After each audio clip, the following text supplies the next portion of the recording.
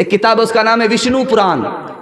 विष्णु पुराण में लिखा है जब कलयुग आएगा, कयामत का दौर आएगा, तो औरत खूबसूरती को बेचेगी, कपड़ा नहीं रखेगी, खूबसूरती को बेचेगी, गरीब शौहर को छोड़ देगी, दौलत से निकाह करेगी, 5-7 साल की लड़की माँ बन जाएगी, 8-10 साल का लड़का बाप बन जाएगा।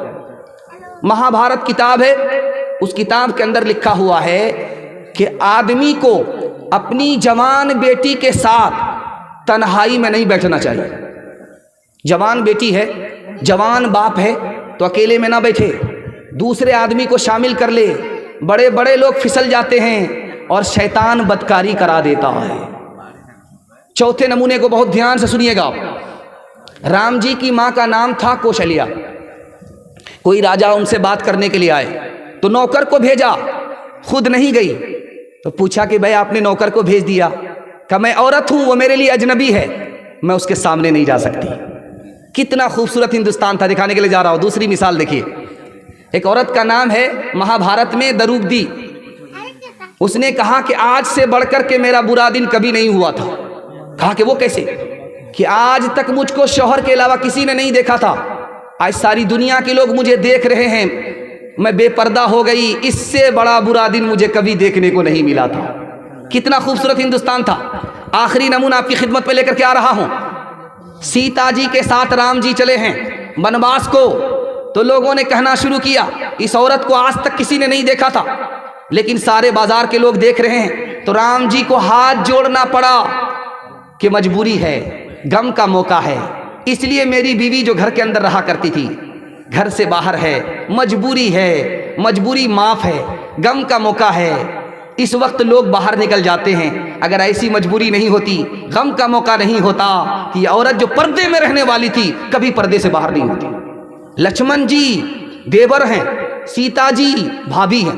देवर से पूछा जा रहा है कि भाभी का चेहरा देखे हो, कैसी हैं, काली हैं या गोरी हैं? तो देवर ने कहा वो तो घूंघट डाल करके रहती थी, घूंघट डाल करके रहती थी। रास्ता चलते हुए मैंने साथ रहते हुए पैर तो देखा है, चेहरा नहीं देखा। लेकिन दौर इतना बुरा हो चुका, अभी जो दौर है इतना बुरा हो चुका है, इतना बुरा हो चुका है कि औरत घूंघट से ही बाहर नहीं है, आपे से बाहर है। आपको सुनकर के हैरत होगी, कलेजा मुंह को आ जाएगा। मुसलमानों की 3 लाख लड़की गैर मुस्लिम को लेकर के भाग गई, आबरू अलग गई, ईमान अलग गया।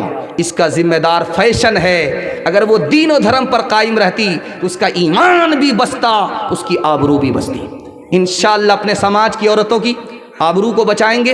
हाथ उठाइए, इंशाअल्लाह बिल्कुल सही जा रहा है। ईमान की हिफाजत करेंगे, हाथ उठाइए इंशाअल्लाह। कहाँ गई वो सीता मैया और कहाँ है अब मरियम, भारतवर्ष में जिनके चरित्र पे गर्व किया करते हैं हम, जो अपनी इतिहास भुला दे, आग लगे उस फैशन में, आग लगे उस फैशन में। हिंदुस्तान का चेहरा देखो सच्चाई के दर्पण में, हिंदुस्तान का चेहरा देखो सच्चाई के दर्पण में। अमन की देवी तड़प रही है गांधी जी के आंगन में, गांधी जी के आंगन में। ये जो पैगाम आपकी खिदमत में लेकर के आ रहा हूं, इसी के लिए मैंने आपको तैयार किया है। आधा से ज्यादा जलसा मेरा निकल चुका है, थोड़ा सा जलसा आपका बाकी रह गया है। औरत की तालीम के हवाले से सुनाने के लिए जा रहा हूं। जवानों को पैगाम दे करके मेरे हिस्से का जलसा मुकम्मल हो जाएगा। 10 मिनट के लिए आप साथ देंगे, हाथ उठा दीजिए इंशाअल्लाह। सो करके सुनेंगे, हाथ उठाइए इंशाअल्लाह।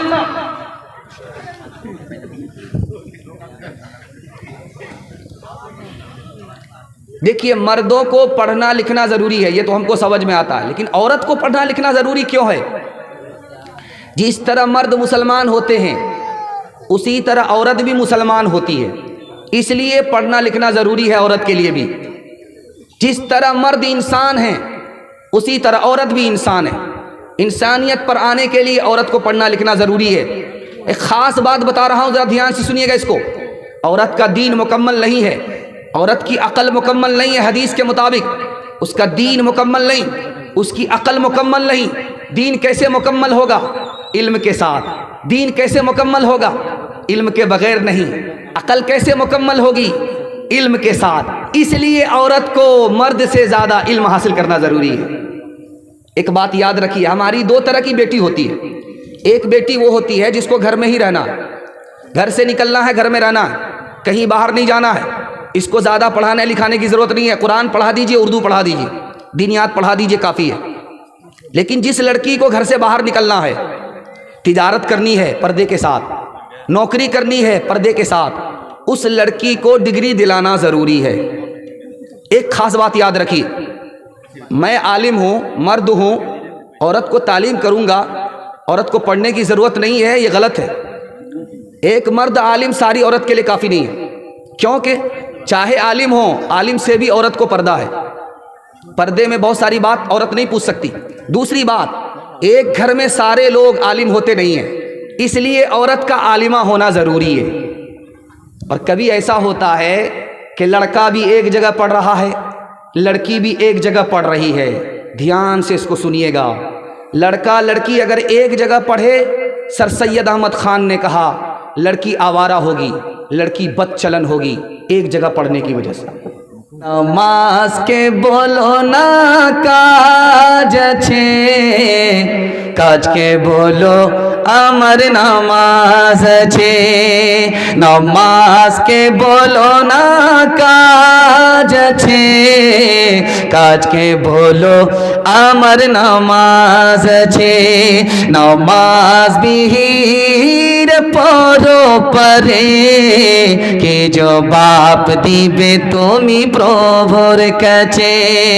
फजर काटे घुमेर घरे, जोहर काजे काजे। असर काटे खेलाई दोलाय, मागरिब माझे माझे। एशार समय হয়ে গেলে থাকো পিছে দুনিয়ার পিছে। নমাজকে বলো না কাজ আছে, কাজকে বলো আমার নামাজ আছে।